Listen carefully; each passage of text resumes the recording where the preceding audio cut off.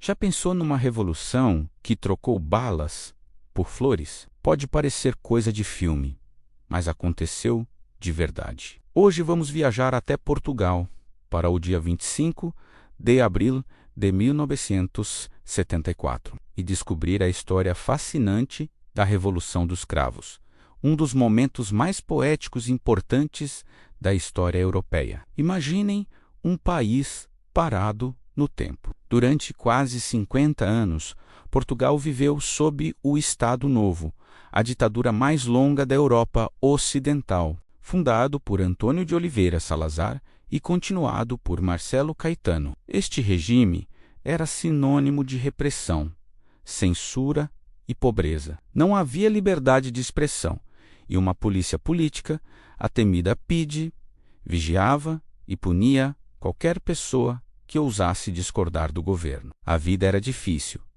e muitos portugueses foram forçados a emigrar em busca de um futuro melhor. Mas havia outro problema, um cancro que consumia o país por dentro: a guerra colonial. Há 13 anos, Portugal estava envolvido em conflitos sangrentos e sem fim nas suas colônias em África, Angola, Moçambique e Guiné-Bissau. Milhares de jovens eram enviados para lutar numa guerra que não entendiam e que parecia não ter fim. O exército estava exausto, desmoralizado, e a economia do país era drenada para sustentar um império que já não fazia sentido. O descontentamento era geral.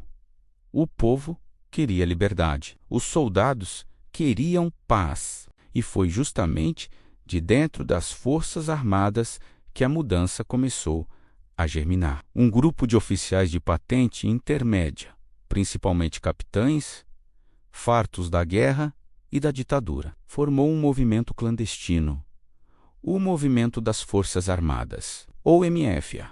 O objetivo deles era, claro, derrubar o regime e devolver a liberdade ao povo português. Eles chamavam o Plano de Operação Fim de Regime. Mas como coordenar um golpe de Estado em segredo, debaixo do nariz da polícia política? A solução foi genial e incrivelmente moderna para a época: usar a rádio. O MFA combinou 2 senhas musicais que seriam transmitidas em emissoras de rádio para sinalizar o início da operação. Na noite de 24 de abril de 1974, às 10h55, os emissores associados de Lisboa tocaram a música e depois do adeus de Paulo de Carvalho. Esta foi a primeira senha.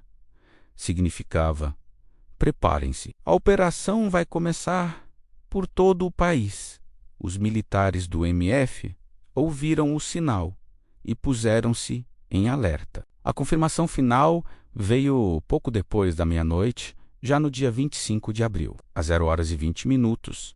A rádio Renascença transmitiu uma canção proibida pela censura, Grândola, Vila Morena, de Zeca Afonso. A letra, que fala de fraternidade de um povo que mais ordena, era o hino perfeito para o que estava para acontecer. Quando os versos Grândola, Vila Morena, Terra da Fraternidade soaram na rádio, foi o sinal definitivo. A revolução estava em marcha. As tropas saíram dos quartéis e começaram a ocupar os pontos estratégicos de Lisboa, como a rádio, a televisão, o aeroporto e os ministérios. O governo, apanhado de surpresa, demorou a reagir. Os capitães do MFA fizeram apelos na rádio para que a população ficasse em casa, para evitar confrontos e derramamento de sangue. Mas o povo português, que há tanto tempo ansiava por liberdade, não obedeceu.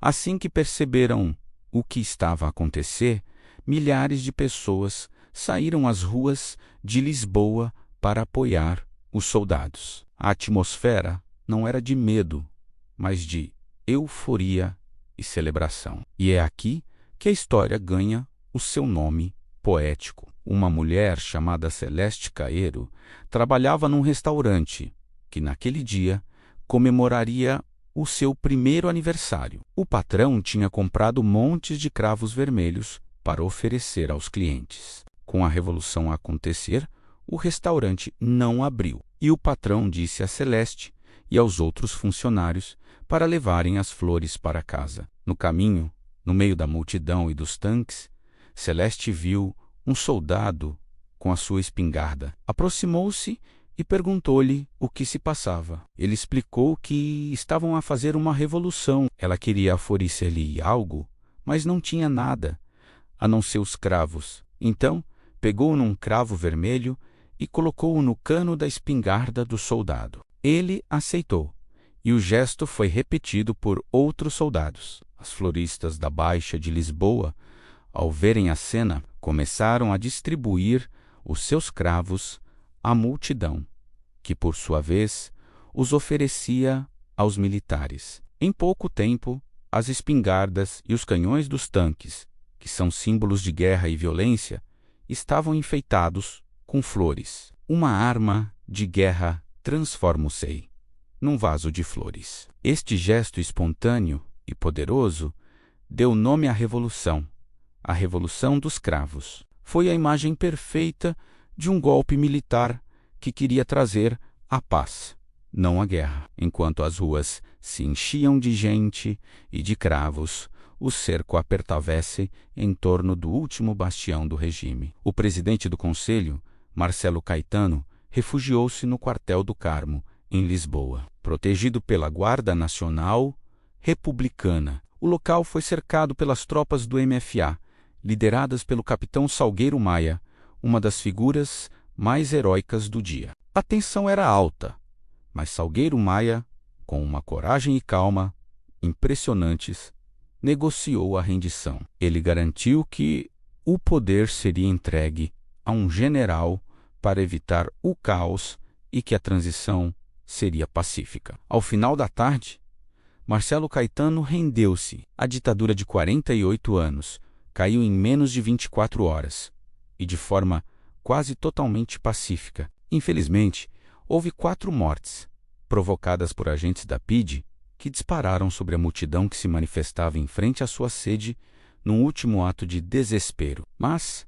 considerando a dimensão do evento, a revolução foi um triunfo da paz. As consequências foram imediatas e transformadoras. O MF apresentou o seu programa, conhecido como os 3D: democratizar, descolonizar e desenvolver. Primeiro, democratizar. A censura foi abolida de imediato. Os jornais, finalmente livres, publicaram edições históricas. Os presos políticos foram libertados das prisões de Caxias e Peniche e recebidos como heróis. Os partidos políticos, que viviam na clandestinidade, puderam finalmente operar livremente. Portugal estava a caminho de se tornar uma democracia. Segundo, descolonizar. A Revolução pôs fim à insustentável guerra colonial. O novo governo iniciou rapidamente o processo de independência das colônias africanas. Em 1975, Angola, Moçambique, Cabo Verde, São Tomé e Príncipe e Guiné-Bissau tornaram-se nações independentes. Foi um processo complexo e, em alguns casos, doloroso, mas necessário para fechar um longo capítulo da história portuguesa. Terceiro, desenvolver. O país precisava de se modernizar e de criar um Estado social mais justo. A Revolução abriu portas para a criação do Serviço Nacional de Saúde, para a melhoria da educação e para a implementação de direitos laborais, que antes não existiam. Hoje, o dia 25 de abril é o feriado mais importante de Portugal. É o Dia da Liberdade. Todos os anos, o país celebra com desfiles, concertos e, claro, muitos cravos vermelhos ao peito. É um dia para lembrar e honrar a coragem dos capitães de abril e a alegria do povo que saiu à rua para conquistar o seu futuro. A Revolução dos Cravos é um lembrete poderoso de que a mudança é possível e de que a liberdade é o bem mais precioso de uma sociedade. Mostra que mesmo as estruturas de poder mais antigas e repressivas podem cair quando as pessoas se unem por um ideal comum. E ensina-nos que, por vezes, a arma mais poderosa não é uma espingarda, mas uma simples flor. Obrigado por assistirem a esta viagem pela história de Portugal. Se gostaram do vídeo, não se esqueçam de deixar um like, partilhar e subscrever o canal para mais histórias como esta. Até a próxima!